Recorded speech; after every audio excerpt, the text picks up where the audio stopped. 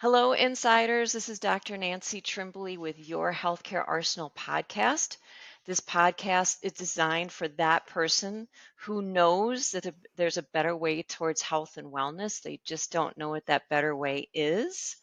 And my hope for you is that with each passing episode, you get closer to being your own best expert. Today, I have with me Marisa Moon, who is an author of a book entitled Not So Fast. Not So Fast, the smarter, more gradual approach to intermittent fasting benefits that last. And I'm excited to have Marisa with me. Now, I will let you know, she and I just met, but as soon as we met, I felt like we were kindred spirits because we both kind of have this mindset that you can do it, your body can make these changes, and it's just a process that if as long as you just kind of break the mold from the conventional model, you can make changes in your health and wellness. And I read her book, and a couple of things stood out for me. One is she and I probably had an editor that thought the same way, like the reader is first. The reader is number one. This is not a book about me or for me. This is for my reader, and it's for transformation. And there's a couple other nuances in the book I want to discuss later on, but I want to say hi to Marisa. Good morning. Good morning. It's so great to be here. And yes, you are an inspiration in the field. And I'm just so blessed to have this conversation with you and your followers. Thank you. Oh, you're welcome. You're welcome. So I'm not an expert on fasting, intermittent or otherwise, or others that do way better than I do. So tell us just about intermittent fasting first. Sure. Well, I also would never have learned about it or thought about it if it wasn't for my interest in ancestral health and the paleo diet. So many, many years ago, over 10 years ago now, I was suffering from IBS, irritable bowel syndrome. And it was undiagnosed, but I had all the symptoms, running to the bathroom, unpredictable trips, and horrendous gas. I just never wanted to leave the house. I didn't want to be intimate with my boyfriend, who's now my husband. And I was confused about my body.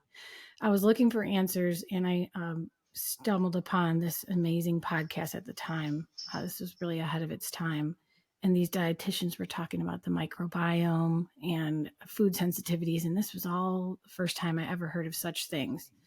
And eventually I had the courage to give up gluten just as an experiment. Like, maybe let me just see, because I have all these symptoms these women are sharing, and maybe that's causing my IBS. In my case, luckily, that was the cause. I say luckily because some people have to do like detective work for a very long time to Hmm. uncover what's the cause. Gut problems can be like really complex to resolve. But for me, it was a gluten intolerance, which sucks. Yeah. But it was great that I could find the solution that easily. And so I'm Italian. I love to eat. I'm a foodie. I literally went to culinary school just for fun. That's how much I love food and I love cooking. And so it was kind of earth shattering to imagine a life without gluten. But it was immediate repercussions when I would try it again. And it was immediate relief when I would stop. And so for me, it was like a no brainer. This is just going to be life from now on, and I'll have to work it out. But that led me to learn about the paleo diet, which is essentially just learning what our ancient ancestors ate before civilization, before the advent of agriculture and industrial revolution, and all of these things that rapidly changed our food system and our food supply and like our diet and our lifestyle. And so it made sense to me because I don't know a lot of the ingredients on the ingredient list of foods that we buy in packages at the store. I can't pronounce them, and I couldn't make my food that way. So why are they in our food to begin with? I started to get attracted to this idea of ancestral health. Like, what can we learn from humans that lived before modernized life about the things that they did that maybe could give us better health or disease prevention today? And fasting is a big part of human history. All throughout history, because of circumstances out of their control, they were forced to go without food.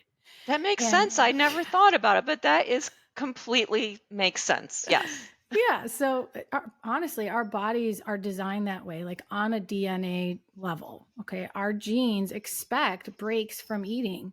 because we to tap into all these like self-optimization processes that occur in the body when we go without food, which sounds crazy because a lot of us are hearing things like food is medicine and food is energy, and like that's what we need to feel good. But ironically, like there's also a break needed, just like that polarity in everything that we do. Like we can't appreciate the great things in life without going through hard times, and it's like our body needs that absence of food to start working on other things, because digestion is a huge like process of 9 different organs involved, and it's very energy intensive in itself, just digestion and metabolizing the foods that we eat. And especially if our foods are toxic or not agreeing with our personal body or our current circumstances, or we're just indulging in too many things that aren't necessarily for our best health, the body needs some time and energy to clean that up and to work on other things while it's not digesting food. And Wow. long Yeah, story again, short, that I thought, totally makes sense. yes. The long story short, I was thinking, wow, that sounds like it makes sense and I should do that, but I didn't want to because I love food so much. But I eventually tried it because I have ADHD and I was trying to figure out how can I optimize my brain function.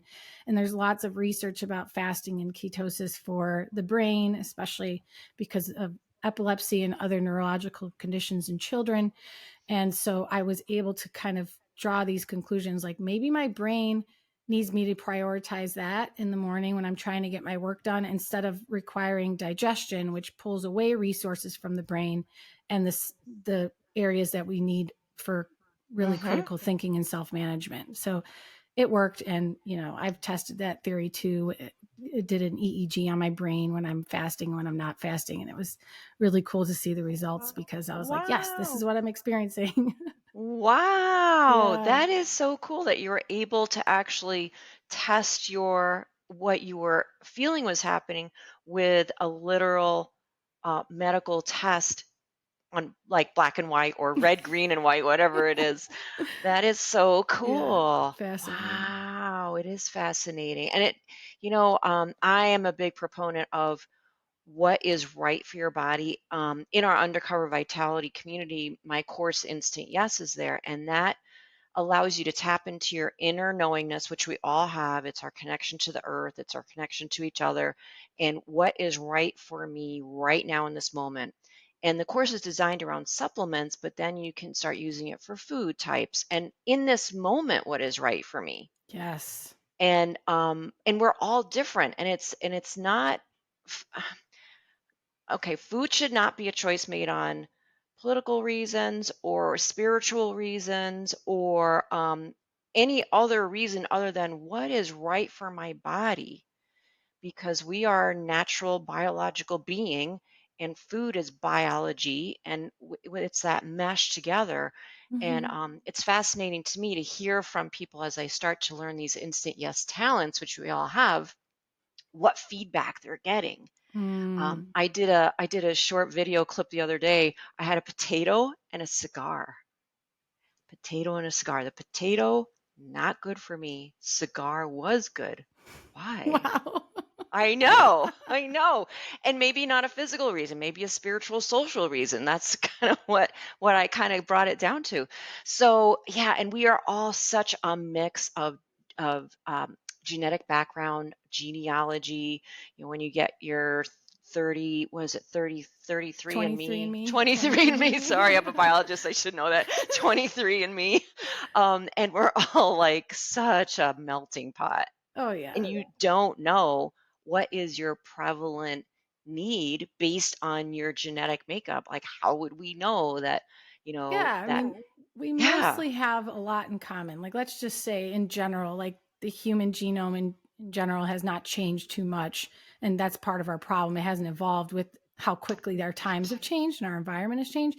But of course, there's all these like maladaptations or mutations and changes in our genes that just, are passed on for generations, and things that we've learned are hereditary in our family.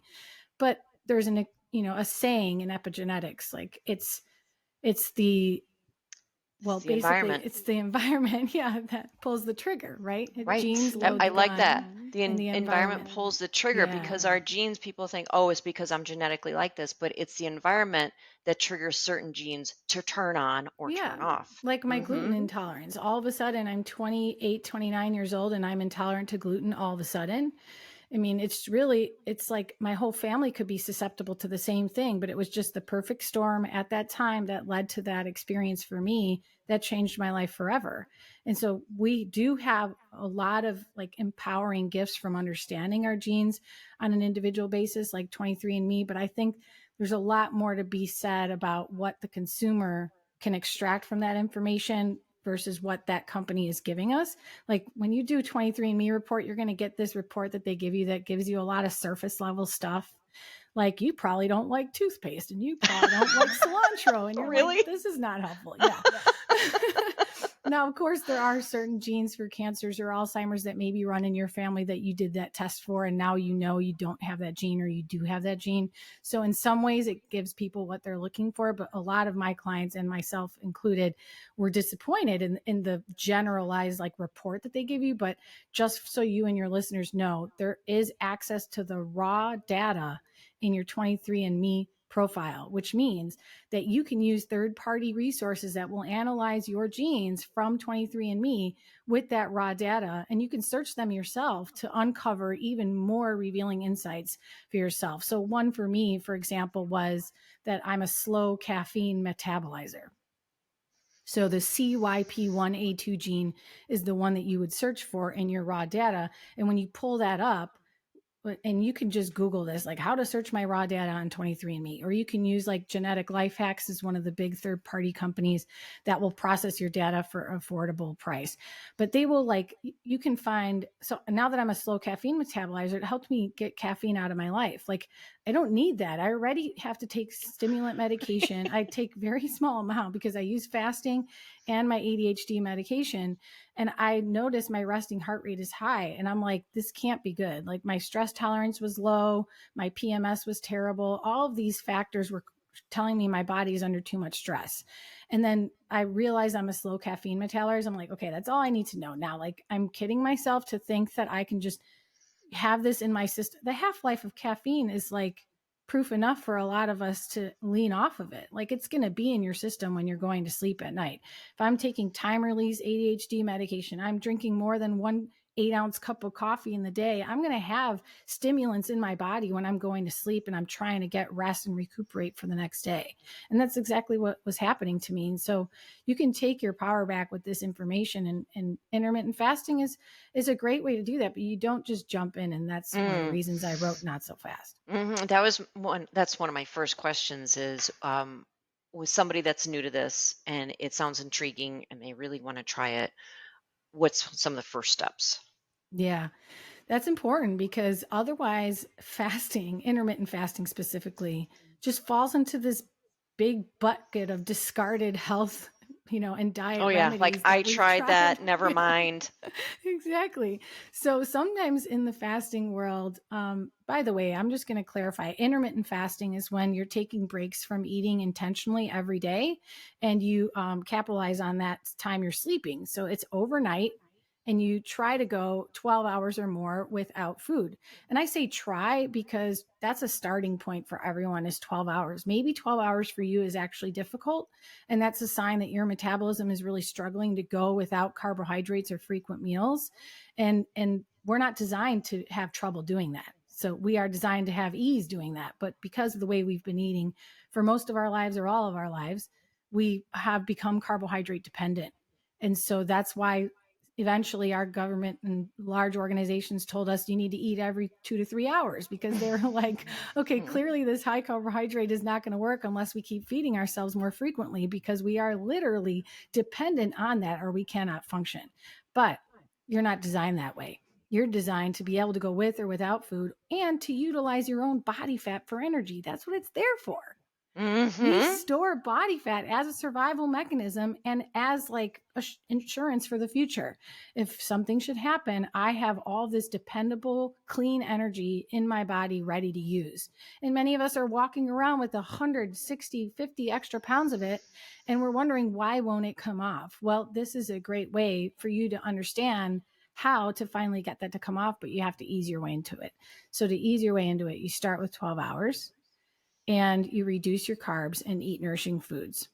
And that comes from the backbone of this book, my reset method. Reset is an acronym, RESET. Each letter of reset walks you through how to get started. Anyone can comfortably and rewardingly get started with intermittent fasting if they use the reset method. So the R is reduce your carbs, E is eat nourishing foods, S is start with 12 hours.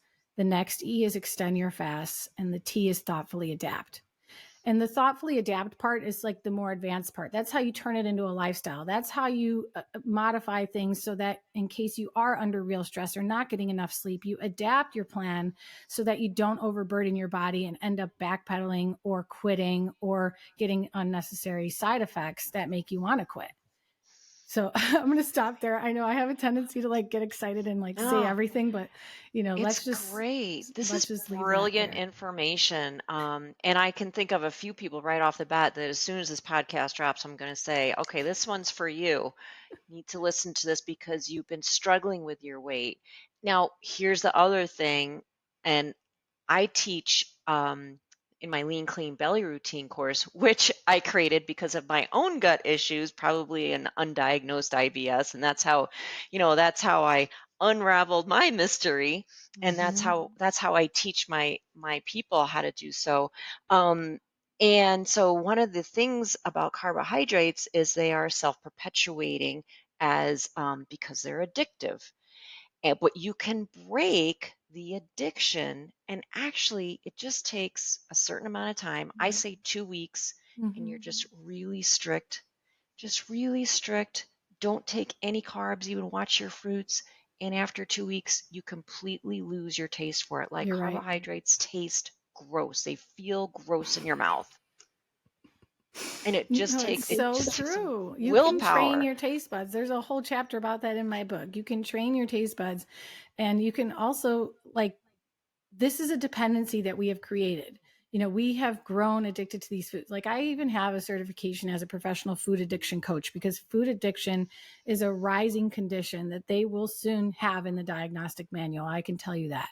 Right now, even Yale has a Yale food addiction scale because this is a highly researched, circumstance that is now growing in its prevalence in our society because highly processed foods and ultra processed foods and high sugar, high carb, high fat combination foods wind up being incredibly rewarding for the brain, which means they result in being very addictive to you. And I've seen it many times in the groups we've run through my program combined with other programs. If people are hesitant to start, that's fine. Like, I'm not going to make you do all of this stuff. I just want you to experience the freedom that you can tap into when you take these steps to incrementally change what you've been eating. And it just starts with 12 hours. So if people are like, I don't want to do intermittent fasting, it's not for me. I'm like, fine. 12 hours overnight is what we should all be doing anyway. Like Hmm. just baseline for health. Your body Hmm. needs time to detox. Your body needs time to replenish the immune system. Your body needs time to finish the job that you gave it last time you ate. I mean, there's just a lot of responsibilities going on that we need to give it a break. But besides that, if you reduce your carbs, either the way Dr. Nancy just shared by being, pretty dramatic for 2 weeks, it will be the fastest turnaround you can experience. And it will shock you how different your cravings are or aren't, like how they disappear because you Hmm. did that. But you can also inch your way into it, which is how I teach it and not so fast because a lot of people feel resistant to trying something that's too drastic at first. That's why, Sure. like, basically what you described, Dr. Nancy, is somewhat of a keto diet. It's a clean keto approach. You're eating just barely enough carbs so that your body has to use ketones for energy and doesn't depend on those carbs anymore.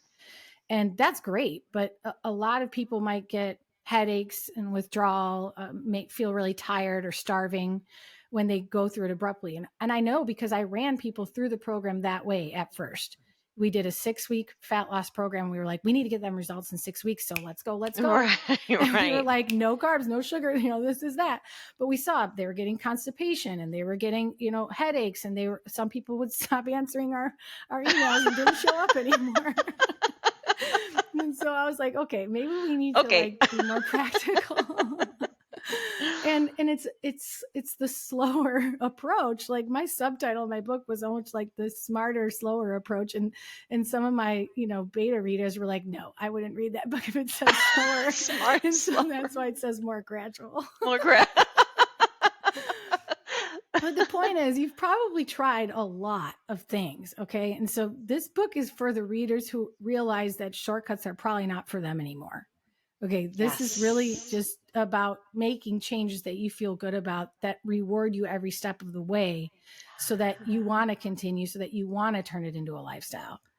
I don't want to say just tough it out for these 3 weeks and then you're going to, Right. all the rewards are coming. Like some people can do that and that's great. Like I'm not saying don't do that. I'm just saying if you're someone who's listening right now and you're like, it's too drastic, it's too much, or I want something that lasts, then maybe this is for you. This is the right time. We are being introduced to each other at the right moment and you're ready for this. Same thing with your book. I mean, Stealth Health is about the same thing. It's like, okay, you've tried all of these other things and you're practically giving up on yourself. If you're ready to take the active role and be the person who finds answers for yourself, then this is for you. And it's the same thing with Not So Fast. It's like, if you are ready to just peel back the layers and understand what your body is truly capable of, I'm going to invite you along for that ride, and you are going to have the ride of your life, because it does reward you. And that's what we need. Like reward is what makes us want to do something again. Yeah, exactly. Exactly. Um, this morning, my husband and I woke up and we were having our cup of coffee of the day, and he said, we've been getting juices from a local organic juice maker. She's been on the podcast, and he's like, I woke up this morning thinking about that green juice. Isn't that awesome? So when you wake up thinking about broccoli or green juice, you've made it. Yep. It does happen, people. And it's true. It's true. I love how you said, if you're thinking this is something that you've been needing and you're listening to this podcast, we are meeting at the right time. I love how you said that. And that is so true. And I talk about that in Stealth Health. I talk about these discoveries, these inexplainable discoveries where suddenly you talk to somebody, you're sitting next to somebody on a plane and they mention something and it takes Yes. you down a path, and that is your path of discovery to your own wellness. The This best. is one of those points. And I also love how you say that um, you getting rewards along the way because you're gradually working with your body. Mm-hmm. And that is true for a lot of people, because I see people struggle, like, I tried giving up such and such for the weekend, but then we had, a birthday, and then, I felt why, Exactly. and it's just like, it is a struggle. And especially when you're with a family, a community, and there's expectations, and there's these unspoken pressures to do a certain thing or be a certain way. And so, I can totally understand that. One of the things in your book that interested me, or, well, it kind of piqued my interest, is breaking different ways to break the fast, or how did you word it? Breaking the fast easily, or Oh, half a yeah. break, There's or not a 4 different break. lists. Yeah. Right. Yeah. Well, one of the most common questions you'll get is, does this break a fast? So people are wondering, can I have something during my fast that is not going to ruin it? And that's because, like, just so the listeners know, essentially you're going to interrupt the fasting pathways. Like your body's going to shift metabolically if you introduce carbohydrates or protein during your fasting window. But that's only the case if you're fasting for a short enough time, or your body's not as fat adapted, which means it's still kind of carbohydrate dependent and you're teeter-tottering in these two metabolic states. Or you have high resting fasting glucose, like you do if you're insulin resistant, or you're type 2 diabetic or you're pre-diabetic, your body's going to like naturally default to that state still until like it's been a long time that we've retrained it to use fat for energy. And so the fasting window, or like the fasting state that you want your body to be in, can be quite delicate in the beginning, which is why a lot of other programs will be like, you can't have anything but black coffee or water. But what I've discovered over the many hundreds of people I've coached through this is that that's really not necessary in the beginning for a lot of people. And in fact, it ends up again leading people to think, I can't do this, I don't want to do this, or I screwed it up. And so they quit. And I started intermittent fasting with bulletproof coffee. Bulletproof coffee, for anyone who hasn't heard, is unsalted butter instead of cream in your coffee. And you blend it in a blender to combine the cream and the coffee so that it's nice and creamy, just like And any it's other latte you'd delicious. enjoy. Yeah. And Hmm. it has MCT oil in it, which is a fractionated coconut oil that just isolates these triglycerides that we don't actually store as fats. We just use them as ketone energy, or we just get rid of them in our bowels. And so it's a tremendous support system for people trying to tap into more energy during a fast when their body is not accustomed to fasting yet, or just to provide instant ketones for your brain and body, and ketones equal energy. So when you first start, you're like, what can I have during my fast in my coffee to so that I can enjoy it? And I'm all about that. Bulletproof coffee, for instance, has lots of calories in it, but that's not necessarily calories you're going to store as fat. And it's also calories that make you feel so rewarded that you're going to want to keep fasting, and your fast is extremely comfortable and you have energy. You're never going to, when you use my method, you're never going to say I'm starving. You're never going to say I have no energy. That's just not going to happen. That's the beauty of this. That's how it's rewarding, because I always say if fasting doesn't make you feel better, you're doing it wrong. It should always make you Wow. feel better. And but the problem is the industry makes us think like you got to just suffer your way through a fast, and that's what it's supposed to do. But I come from a different camp and I don't believe that. So Wow. let's get back to the list that you were asking about. What breaks a fast? And I have 4 lists because it's like, it's not so black and white. One of them is never breaks a fast, and one of them is probably breaks a fast, and one of them is rarely breaks a fast, and one of them is always breaks a fast. And, Uh-huh. and that's because there's so much nuance beyond what I've already explained, but it's because it depends how long you're fasting. It depends if you exercised. It depends how fat adapted you are. And it depends on the brand of the thing you have. Like a mushroom coffee from one brand might not break your fast, but a mushroom coffee from another brand might, because it has oat milk powder in it, or it has, some amino acid blends in it, and which just for the listeners, it's collagen is a very popular blend of amino acids that are added to coffee powders. And a lot of people add collagen to their coffee in the morning because it's great for their skin and there's a lot of benefits, but that does technically break your fast. Does that mean that I tell all of my clients that they can't have collagen in their coffee? No, it depends what their priorities are, what their top goal is, or what their top challenge is. And then we'll adapt the fasting plan, which sometimes might include collagen, to help them get over whatever their current challenge is and see more results.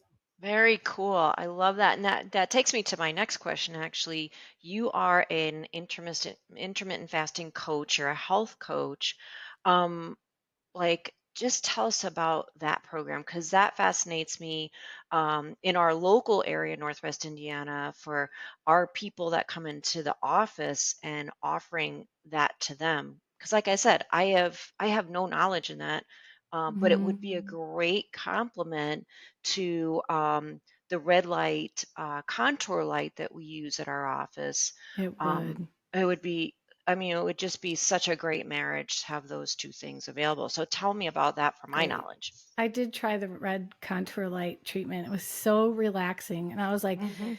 I wasn't doing it necessarily for weight loss, but it's great for your skin and anti-aging and all sorts of things. And I wanted to try it just so I could tell my clients about it, because it's such a cool thing that you're offering Yes. and people need all of the combinations of solutions they can get their hands on. So awesome. I'm a board certified health and wellness coach through the National Board of Health and Wellness Coaches, and master primal health coach. So as a primal health coach, I'm educated in more of like evolutionary biology, ancestral health, like sort of template. So that's really like where my passion lies. And, eventually to grow my business as a health coach, I had to niche down my specialty.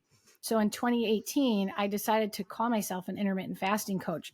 And I was apprehensive to do that because I was thinking, I'm not just an intermittent fasting coach. Like I love helping people with all sorts of challenges related to prioritizing their health. And I knew, like any savvy business person has to eventually realize, like, I needed to somehow show people something specific that they wanted or that I could help them with. And intermittent fasting was just starting to get on people's radar at the time. Well, lucky for me, I did that because since 2018, Google has ranked me as their number one result when you search intermittent fasting coach or fasting coach. So I didn't have to work like on SEO or blog posts or anything. I just got lucky about the timing here. But I think what I got more lucky about is that I grew extremely passionate about intermittent fasting. When you have ADHD, you often love something really hard and then you get over it and you move on. And I was so nervous, like, what am I going to do in 2 years? I'm not going to want to do this anymore. But that's not true. It's now been, what is it, 6 years? And I'm still extremely passionate about it. But as you can see from my book, like there's an entire part of the book, there's 7 parts, and one part is dedicated to sleep. And each of the other parts are dedicated to something in the reset method. So eating nourishing foods, there's just like dozens of chapters all about nutrition, because we need to understand like what actually matters in the headlines, in the media, in the popular like news sections popping up in the food store, and what actually matters for what you're struggling with and like why you should care. Because nutrition is one of those things that we're just sort of like, we have these preconceived ideas of them, or these like ingrained narratives about our relationship with nutrition as an individual. Like, for instance, some people might be like, nutrition doesn't really matter as long as you take your supplements, or it doesn't really matter what I eat because my aunt lived until she was 98 and she ate coffee cake and peanut butter every morning. I don't know. I'm just like, we all have these ideas of like, nutrition is boring. Like, healthy eating sucks. Nutrition's so boring. I hate salads. I hate vegetables. Like, there's a lot of those tapes rolling in people's minds that they've had since they were a kid, maybe.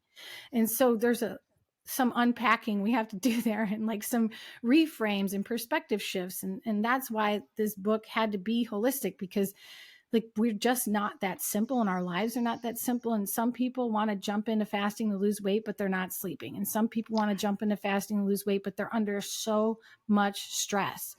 Fasting is a stressor. And so sometimes when I'm working with my clients, I'm like, I would love to help you fast longer to lose that weight. But the more you push the fasting, the more your body's going to hold on to that weight and not let it go, because its Wow. survival is threatened right now. And the more we push that, the more we're threatening it. And so some of my favorite stories are when a client is obsessed with exercise and obsessed with clean eating, that when they learn about fasting, they think this is just another thing that I can use to make myself invincible. Yet they're getting the opposite results. They're getting sick all the time. They're overly stressed and can't handle the stressors of their daily life. And they're not getting any more weight loss, and they're plateauing. And so I could think of a client right now. She's thanked me to this day. I worked with her for 2 years, that the best thing she ever did was finally listen to me by saying, you can't work out this hard anymore. Yeah. You have to give your body a break. Otherwise, we can't keep fasting. We can't keep reducing the carbs. We can't do these things that you want to do, because you're exercising your way into more stress. Your body is begging you for a break. So Yeah. even something as life-giving as exercise can be abused, and fasting, of course, can be abused. Any diet, calorie restriction, ketosis, any diet can be abused for your current circumstances, which are always changing, by the way. You are not necessarily the same you from last week, or definitely not from last year. And so when I'm working with people one-on-one, there is a lot that we have to address, even though we do this in 30-minute sessions. Like, I used to do hour-long sessions, but now there's only a few clients I do that with. And it's often just the women who really have so much like to share that they can fill up an hour with me very Mm-hmm. comfortably. But for some people, that's just they're not ready to dedicate that much time to talking about their health. So I now do 30 minutes and I'm like, all right, how are you sleeping? We need to be tracking that. And are you thinking about what you're going to be eating this weekend, or how fasting is going to work with your life? What kind of big stressors do you have going on right now? What's coming up in the next 3 weeks that we need to consider? So we're just sort of like strategizing together. Like, what are you currently facing? What's coming up that we need to anticipate? And like, what are you challenged with that you want to discuss on today's call? Wow. Wow, that's so powerful. It's so powerful because, like you said, that story, like you think if you do it all to the nth degree, like I'm going to be, like you said, invincible. But meanwhile, at some point, it's working against us and our health. It's so true.